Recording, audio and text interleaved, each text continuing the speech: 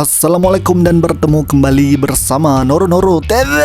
Chapter yang hangat-hangat gila memang padu, Jujutsu Kaisen 212 manga chapter review. Alright, tanpa membuang masa, jom layan video ni bersama my best friendo, my brother Todo Boogie Woogie. Let's get it.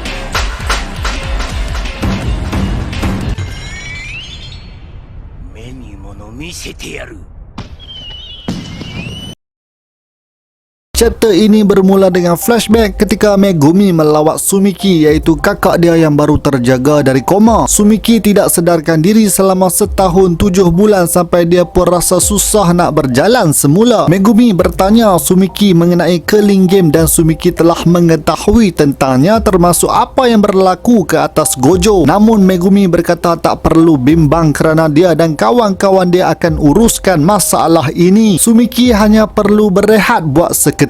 Sumiki tersenyum melihat perangai Megumi yang masih belum berubah, tetap degil seperti dulu. Kemudian balik ke waktu semasa Yuji berfikir berseorangan tentang rancangan mereka yang akan selesai tak lama lagi. Setelah Megumi selesaikan hal, kakak dia Angel akan padamkan Sukuna bersama-sama Yuji. Kemudian Gojo pula akan bebas dan segala-galanya akan baik semula. Yuji berfikir yang mungkin dari awal dia telan jari Sukuna dulu lagi, dia dah patut mati. Tapi Yuji berterima kasih kepada Gojo dan Megumi kerana memberikan Yuji peranan untuk dimainkan dalam hidup dia. Yuji pun kini hanya bersedia untuk mati bersama-sama Sukuna. Tiba-tiba Sumiki tambah peraturan yang membenarkan pemain keluar masuk koloni dengan sesuka hati, lain daripada apa yang dirancangkan oleh Megumi. Semua orang terkejut dan Sumiki berkata bukankah pemain sepatutnya boleh memilih tempat pertarungan mereka sendiri. Megumi bertanya siapakah yang berada dalam Sumiki yang sebenarnya. Sumiki menjawab dengan muka yang menggerunkan bahawa dia ialah kakak Fushiguro Megumi. Seterusnya kita dapat penerangan mengenai sorcerer zaman silam yang dibangkitkan semula sebenarnya mendapat maklumat zaman moden dari otak pemilik badan yang ditawan. Sebab tu Choso, Sukuna dan pemain-pemain lain boleh hidup dengan baik di zaman kini. Jadi mudah sajalah untuk mereka membaca memori serta meniru perwatakan badan yang mereka duduki. Megumi punya tanggapan bahawa Sumiki telah diberikan kes teknik seperti apa yang berlaku kepada Higuruma adalah salah. Sumiki mendedahkan dirinya ialah sorcerer zaman silam yang bernama Yorozu. Segala plan yang diceritakan oleh Megumi telah dihadam dengan baik supaya dia dapat 100 poin buta-buta saja. Yorozu memberitahu perlawanan dia yang pertama setelah 1000 tahun berlalu dah tentulah dia nak pilih sendiri tempat dan lawan yang dia nak bertempur. Musuh tu tak lain tak bukan The King of Curses, Ryomen Sukuna. Sayap keluar dari belakang Sumiki dan dia mula terbang dari situ untuk pergi ke tempat yang dia mahu bertarung dengan Sukuna. Yuji dan Hana bergegas mahu mengejar Sumiki. Tiba-tiba Sukuna menyebut Enchain, iaitu isyarat untuk Binding Vow. Syarat Binding Vow itu ialah apabila Enchain disebut, Sukuna akan dapat ambil alih badan Yuji sepenuhnya selama 1 minit. Kemudian Yuji takkan ingat apa-apa langsung mengenai Binding Vow tersebut. Sukuna terus lakukan sesuatu ke atas Hana sehingga dia tidak sedarkan diri. Sukuna juga baru teringat yang dia tak boleh cederakan atau membunuh sesiapa dalam tempoh 1 minit tersebut. Megumi terkejut melihat Sukuna muncul dengan tiba-tiba di depan mata dia. Sukuna berkata apa yang akan berlaku seterusnya hanyalah perhitungan nasib dirinya sambil dia memindahkan kes energi ke salah satu jarinya. Sukuna mencabut jari tersebut dan dia ketawa memikirkan kebodohan Itadori Yuji. Binding Vow yang dibuat di antara Sukuna dengan Yuji yang tidak membenarkan mencederakan sesiapa tidak termasuk diri Yuji sendiri. Oleh sebab itu Sukuna tidak mempunyai masalah untuk memutuskan jari Yuji. Megumi bersedia dengan Ten Shadows teknik untuk menyeru Mahoraga, namun tangan Megumi seperti dikunci oleh Sukuna dan Megumi tak boleh bergerak. Sukuna membuka mulut Megumi secara paksaan dan berlakulah perkara gila yang tidak dijangka, iaitu Megumi dipaksa makan jari Sukuna yang dicabut sebentar tadi. Megumi bertanya ingat tak yang sesuatu yang menarik akan berlaku. Bukankah dia sendiri yang cakap macam tu? Rupa-rupanya bukan Megumi yang berkata-kata tapi Sukuna yang telah bangkit semula dalam badan Megumi. Yuji kelihatan begitu terkejut dengan situasi yang berlaku. Habis chapter padu dan yang yang lagi menarik. No break next week. Bagi aku chapter ni antara top 5 best chapters dalam Jujutsu Kaisen sepanjang zaman. Kita semua dah tahu yang Sukuna berminat dengan Megumi, tapi tak sangka terus dengan cara macam ni dia guna untuk dapatkan badan Megumi. Bukan klon, bukan Shikigami Megumi, badan Megumi terus dia rembat. Apa rancangan sebenar Sukuna? Mungkin ada kena mengena dengan Ten Shadows teknik. Sukuna mungkin mahu gunakan Mahoraga untuk tandingi Gojo disebabkan kebolehan Mahoraga yang dapat sesuaikan diri dengan apa jenis kes teknik. Pengguna Six Eyes pernah mati berlawan dengan pengguna Ten Shadows teknik. Jadi kini Sukuna tidak lagi perlu bimbang jika Gojo muncul. Yang menjadi persoalan lagi, kenapa Sukuna lancarkan gerakan dia sekarang? Adakah Yorozu yang berada dalam badan Sumiki ialah penanda buat Sukuna untuk bangkit semula pada waktu sekarang? Apa kaitan mereka berdua? Tapi kini tambah lagi seorang yang mahu berlawan dengan Sukuna. Sukuna kini diburu oleh Yorozu, Kashimo dan The Angel. Kalau Sukuna lawan Yorozu, jadi seperti Megumi lawan kakak dia. Angel yang berada dalam badan Hana pula mampu ke nak lawan Megumi, iaitu orang yang Hana suka. Dan yang paling menarik, kini Yuta perlu lawan dan bunuh Megumi. Memandangkan sorcerer dah boleh terus keluar masuk koloni, tak mustahil Yuta akan muncul tak lama lagi. Berikut merupakan petanda-petanda yang GG Sensei dah tunjuk Megumi akan jadi jahat atau ditawan oleh Sukuna. Dahsyat betul twist demi twist dalam setiap chapter sejak kebelakangan ni. Alright gang, sampai sini saja video aku. Komen pendapat anda mengenai chapter 212. Macam biasalah geng, jangan lupa untuk like, share dan terima kasih kepada yang dah menjadi sorcerer. Kepada yang belum subscribe, come on man, join the family, subscribe. Jumpa lagi di episod seterusnya. Noro-noro.